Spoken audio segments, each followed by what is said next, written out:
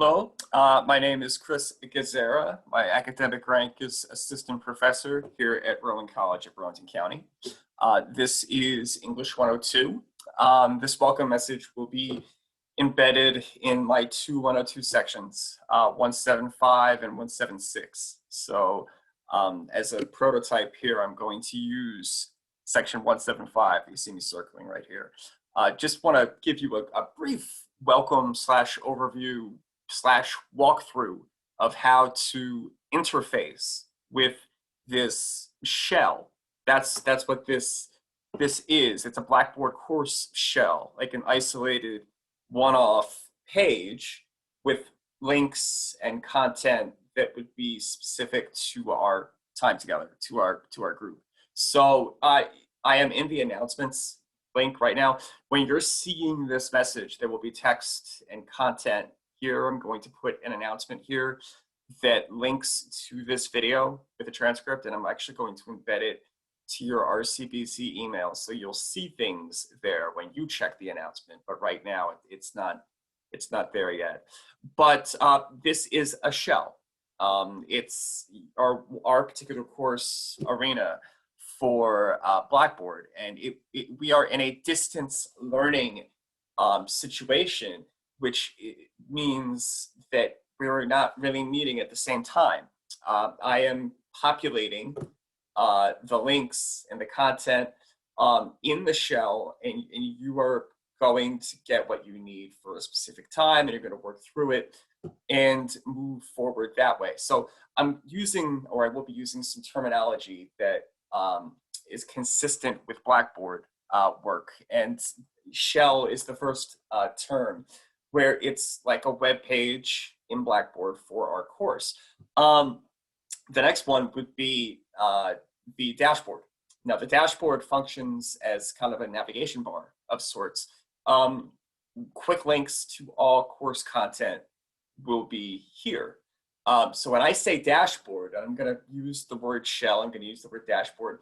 I want you to get a grasp of where I'm coming from with that. And really, the way that you can deconstruct this is that I work in a module setting, a 2-week module setting. And a module, we could define that as a unit of time.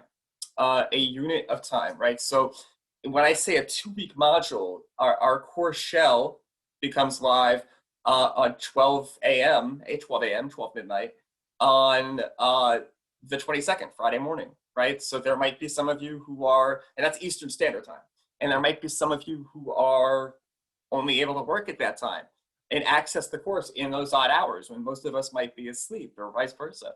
So the whole benefit, in theory, of the asynchronous situation, the distance learning traditional format, is that this benefits the student when they are available, but they just have to be punctual and consistent enough, and not too inconsistent that you can't build good study habits. So weeks 1 and 2, since we go live on the 22nd, you'll note that I give a span for when that module occurs, when it begins. It begins on the 22nd and ends on the 4th. Weeks 3 and 4 begin on February 5th and end on February 18th. So you'll notice that beginning with weeks 5 and 6, I have slash marks here. That means that they're there, but I have hidden them from you because I want us to digest this slowly. Let's keep it nice and simple.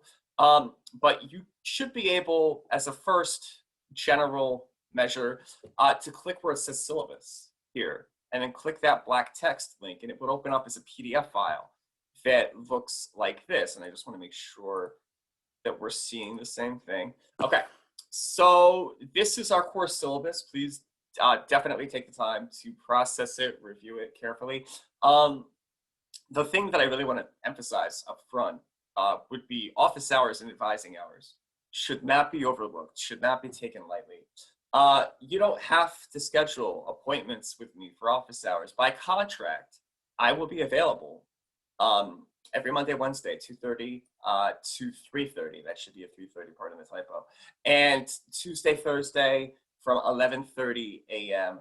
to 12:30 p.m. I will be available. So 2:30 to 3:30, 11:30 to 12:30.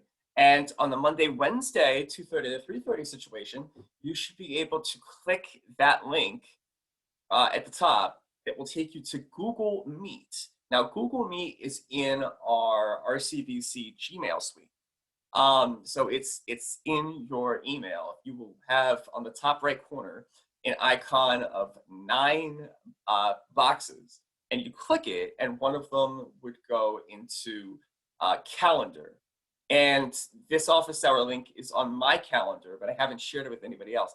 But Google Meets are video conferences that are made through Google Calendar. So it's in your school email and my school email. So you should be, even though you're not given a formal invite, you should still be granted access by clicking that Monday, Wednesday link between 2:30 and 3:30, and being able to get immediate access to me. And if for whatever reason I'm talking with another student, I'll see that you joined the room and I'll send you a quick message, and I won't admit you yet, but I'll say that I will be available momentarily. No different really than a typical office visit. And the same thing would apply Tuesday, Thursday from 11:30 a.m. to 12:30 p.m. And again, these are Eastern Standard Times. You would click this Tuesday, Thursday link, and it's a different address, as you can tell from the Monday, Wednesday link. You would click the Tuesday, Thursday link and be taken to my meeting room. And I will be here. I will hear you come in, and we can have a talk. Now, the whole point of office hours is for us to discuss, or for you to approach me with anything you want to talk about pertaining to the course. Questions about assignments, course content, rubrics, expectations, anything general that you need to unpack with me, that is, all legitimate for sure. And I think that, I don't want you to think of this as I am inaccessible because we're in a distance learning situation. You're certainly able to develop access with me as the semester goes on. And, furthermore, if these office hours don't connect to your personal availability, let me know when you are available and we can arrange something.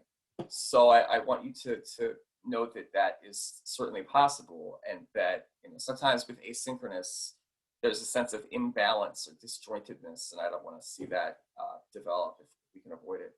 Now, advising hours are a little bit bigger picture, not just course-related stuff. We're talking about issues of transfer, graduation, career services, workforce development, things that require some time and research and effort.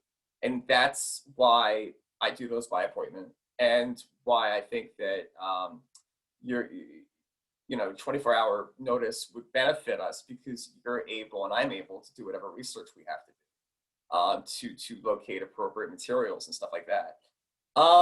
So a quick note about what you need to do to be successful in this class. Now, this syllabus, I'm going to leave you to it, to investigate it, but certainly what I want to unpack with you up front would be pages 5 and 6. And you'll see that this chart is essentially every assignment that you need to do in order to be considered for course promotion. We have 70 points worth of discussion forums. And how I pattern those out is I give you 10 particular posts valued at 7 points apiece. And I will give you a brief example of how those look in a moment. But discussion posts each have their own word counts. They each have their own set of instructions. And hopefully you will learn very early on the routine, the procedure of how to access them and complete them and submit them, and to know what I'm looking for and how those will be evaluated. We have what I call evaluation macros for each of our genres. Now, a macro is a wider scale analysis of the 3 genres that we are performing or analyzing. That begins with fiction, and then we continue with poetry, a substantial number of poems, and then we conclude with drama. So there, I think by my count, are 7 pieces of short fiction, 24 individual poems, and 1 play. And hopefully you can see how this develops in the module setting, the 2-week module windows. And that 1 play is Lorraine Hansberry's A Raisin in the Sun, and we will be doing what's known as a structuralism project, which I'll be explaining as the course develops. So a quick snapshot of how this content works, how this course is put together. Again, the 2-week module window, I give you the dates that correspond with each of those modules. If you click the link in the dashboard, the idea is that I've provided you everything with just, one-stop shop access. So I begin with what the goals are for weeks 1 through 2, right? And this is section 175, but this video will be used in 176 as well. There's kind of an identical development here. I might pinpoint, any differences between the 2 sections, but for just the fairness of the students, I try to at least keep it similar on paper. I give you the walkthrough here, and we're starting with student introductions. You click the black text link, you click create thread, and I give you a prompt, and I ask you some general opening leading questions, and I invite open-ended responses. This is ungraded, but it does count towards attendance participation. I'd like for you to title the subject. I'd like for you to write generally and liberally within the text space, and then click submit in the lower right corner. Now, in general, when you do discussion posts with me, what I might caution against is spending too much time writing within Blackboard, meaning if you open up this text space and just start to write and write and write, and you go back to it and you have different windows open and things like that, you potentially run the risk of having Blackboard freeze, or you might X out of it accidentally before you've had the chance to save it. And all that lost work would be heartbreaking, right? So generally what I encourage students to do is to write in Microsoft Word, or to write as a Google Doc and then download it as a Microsoft document. And then you can copy and paste the text into the text space right here. And or with a saved document, you can click Browse Local Files and then attach your saved work. So it will come to me as an attachment in addition to anything you put in the actual window. And then you click Submit. So this is ungraded, but again, counts for attendance and participation. And as you can see, I would like that to be sent to us by the 26th of January. So, before the close of business on that day would be nice. And within 48 hours, I would love it if you were to give a response to a classmate. Now, I don't put any word count caps on that particular one for student introductions, but I think 100-word responses are pretty reasonable. I think that 200-word posts at least are pretty reasonable. So something to give you the comfort level of communicating with pros. Now, I will say this, communicating in prose writing. Now, I will say this though, as a side note, I am not opposed to any student who would prefer for any of these discussion posts and or replies to drop a video instead. You would, your work would still be counted as a post, and it would still be evaluated according to the rubric that I'll show you, just for continuity's sake. But I think it's nice to mix it up. I think that part of the reason why I did this video is I wanted you to see a face, as pleasant as it looks, right? And to hear a voice that you can get an idea of my delivery and my tone, who I am, right? Because I'm communicating with you throughout this, and I want you to know or have some sort of idea of what you're playing at, who your audience is. Now, I am generally your audience, but at the same time, I am also your interpreter. I am your in-between between your work and the general reading public. And my job is also to try to think about how they might interpret it, and how whatever advice I can give you or evaluation I can give you on your work would be with the benefit of just making it better in the eyes of the general reading public. So you're playing to me, but you're not just playing to me, if that makes any sense. So in addition, for your weeks 1 and 2 goals, I give you links to Hemingway. And in addition to Hemingway, we look at Amanda Holzer, we look at Margaret Atwood, and we look at Jonathan Safran Foer. So that's going to be what we call post 1. Okay, so post 1, you click the black text link, you click create thread, And you also see that I actually give quick links to these authors. And I am asking you, in effect, to answer any one question listed beneath an author that you choose. So you might choose Saffron Foer, in which case you would be focusing on one of the two questions listed for Saffron Foer, 1, 2. You might choose Hemingway, in which case you would be picking 1 or 2 as your option, and so on and so forth for the remaining 2 texts. So I give you 2 questions per author. You're only reading 1 author, but then picking 1 of the 2 questions listed beneath it. Now, this is the post. This is the post where we start to put some word count expectations on. So I would like, in the totality of the post, excuse me, to have at least 200 to 300 words for your response. And then you'll note that the due date is going to be the 29th, January 29th, 11:59 p.m. All times for deadlines to be Eastern Standard Time. And what I'm going to do from post 1 on through post 10 is I require responses. Responses to at least 2 classmates. At least 2 classmates for post 1 through post 10. And each of those responses should be 100 words minimum. Now, I try to provide some depth to it because I don't want it to just be good job, thumbs up, I agree, and have no substance to it. I think that the meaningful conversation compels us to be that much more attentive to what we're looking for and what we're trying to say. So I identified here what I think is the successful ingredient to any response post, which would be, first, it's a triangulation. The first would be to restate what you think your classmate is saying in that post, right? And then secondly, to identify where you think it works well. And then thirdly, where you think it needs improvement. So if each of your replies would hit on those 3 points, you'll find that words and content can come together rather quickly. So, designate about 35, 40 words per point in that triangle, and you can give a meaningful response.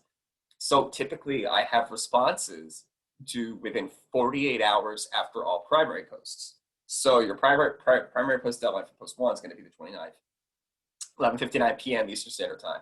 The responses for that post will be the 31st. So that will be the rhythm, more or less. If we were to go back into weeks 1 and 2, and you would submit this, by the way, same way that I advised you through student introductions, to not overwrite in Blackboard and then run the risk of potentially having a phrase and losing all work. So copying and pasting from a word processing program and or attaching it would be a smart move. So then we go on and we look at Baldwin Sunny's Blues, and I give you notes. We look at Wallace's Good People, and I give you notes. And then we have post 2. Now, post 2 in the goals would be due, in this case, February 4th, right? So after you've done Hemingway, Saffron Foer, Hulser, and Saffron Foer, Hulser, and Atwood, after you've picked one of those 4 and completed post 1 successfully, you would then have to read Baldwin and Wallace. This would be both. And then complete post 2 as instructed by February 4th. So we click this black link text, we click create thread, and I give you the questions for Baldwin and Wallace. And I say here, you are picking and answering any question listed beneath both authors. Now, when I say pick and answer any question, I give you a cluster of questions here. So you can hone in on any one of them and disregard the rest, but you would have to have at least one question per author for both authors to be considered for this post. So that would be the content of post 2. Now, I say generally the best way to think of that would be if I'm advising a 600-word max for the entire post, about 250 to 300 words per work. And I've given you, on occasion, I'm going to give you links to literary devices, techniques, additional information that would be worth your time to look at. because I think it helps to color and enrich um, the ideas from that particular cluster. So again, you would submit post 2 um, similarly to how I advised you with post 1 and the student introductions. And you would have that 48-hour window after the primary post to submit your responses. And again, your responses would try to do the same thing.